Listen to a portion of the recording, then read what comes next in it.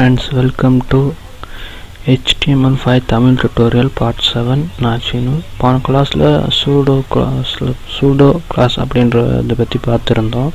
இப்போ வந்து அதுலேயே இன்னொரு நேவிகேஷன் பேனல் அப்படின்றத பற்றி ஒன்று பார்ப்போம். பார்த்திங்கன்னா இது வந்து நார்மலாக சூடோ கிளாஸோட நம்ம யூஸ் பண்ணுறது. இப்போ நான் இதை கேன்சல் பண்ணிடுறேன்.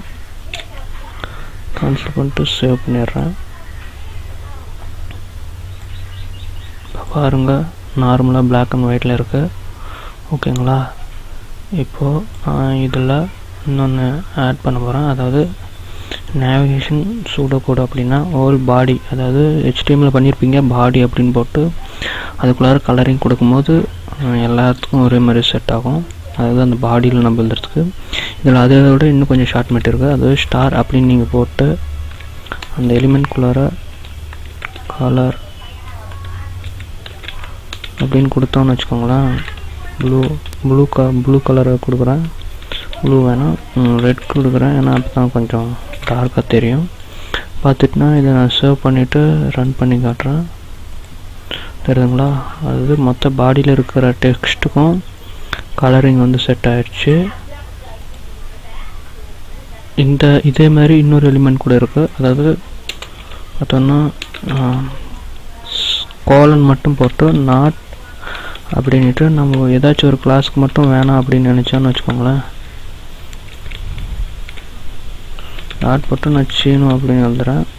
அதாவது இந்த மாதிரி ஏதாச்சும் ஒரு கிளாஸ் இருக்குன்னா அதை தவிர மீதி எல்லாத்துக்கும் இந்த கலர் செட் பண்ணணும் அப்படின்னு நம்ம பண்ணுறோம். இப்போ ரெட்டு இல்லாத ப்ளூ அப்படின்னு கொடுக்குறேன்.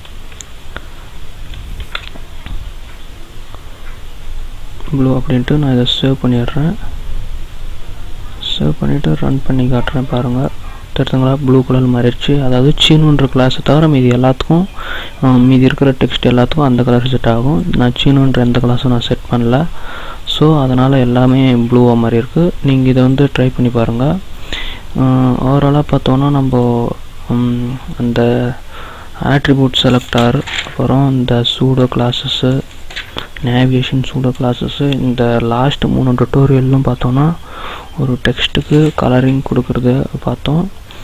அடுத்த கிளாஸ் எல்லாம் பார்த்தோன்னா நம்ம ஒரு கிளாஸை க்ரியேட் பண்ணி அதுக்கு கலர் கொடுக்குறது, அதாவது சைல்டு செலக்டரை வச்சு சைல்டு செலக்ட் பண்ணுறது அப்படின்றத பற்றி பார்ப்போம். அதெல்லாம் பார்க்கும்போது நம்ம ஒரே ஒரு டெக்ஸ்ட்டுக்கு டிஃப்ரெண்ட் ஸ்டைலில் கலரிங் கொடுக்கலாம். கலரிங் வந்து மேக்ஸிமம் எல்லோரும் கொடுக்குறது பார்த்தோன்னா நார்மலாக தான் கொடுப்பாங்க. இதெல்லாம் பார்த்திங்கன்னா இன்னும் கொஞ்சம் சிம்பிளான வழி. இதெல்லாம் நம்ம யூஸ் பண்ணலாம்.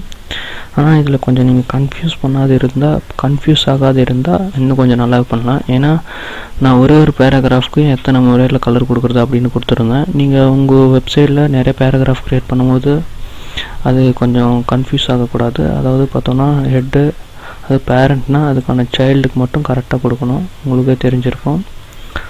நான் அந்த XHTML சொல்லியிருந்தேன். அதாவது இப்போ இந்த H குரூப் அப்படின்றது பேரண்ட்னா H குரூப் அப்படின்ட்டு அதோட சைல்டு செலக்டர் போட்டு இந்த ஜாவான்றதுக்கு கலரிங் கொடுக்கணும். அதுதான் சைல்டு செலக்டார். அதை பற்றி அதுலேயே இன்னும் கொஞ்சம் அட்வான்ஸான மெத்தடெல்லாம் HTML5 செய்திருக்காங்க. அதெல்லாம் நீங்கள் ட்ரை பண்ணி பாருங்கள். இந்த கலர் கோடிங் மெத்தடு நீங்கள் அடிக்கடி ட்ரை பண்ணுறதுனால ஒரு ஆர்டிக்கல் மாதிரி நீங்கள் எழுதும்போது, ஒரு நியூஸோ ஏதோ அது மாதிரி எழுதும்போது தலைப்பு அதில் சின்ன சின்ன நோட்ஸ்க்கு தகுந்த மாதிரி நம்ம ஒவ்வொன்றும் தனித்தனியாக கலரிங் நல்லா கொடுக்கலாம். அதனால் நம்மளோட நோட்ஸும் பார்க்குறதுக்கு நல்லா படிக்கிறவங்களுக்கும் கொஞ்சம் இன்ட்ரெஸ்டாக இருக்கும். அதனால் இந்த சைல்டு செலக்டாரு, இந்த சூடோ எலிமெண்ட்ஸு, ஆட்ரிபியூட் செலக்டார் இதிலெல்லாம் கொஞ்சம் நீங்கள் தெளிவாக இருங்க. கன்ஃபியூஸ் ஆகிக்காதீங்க. தேங்க்யூ ஃபார் வாட்சிங். Please subscribe.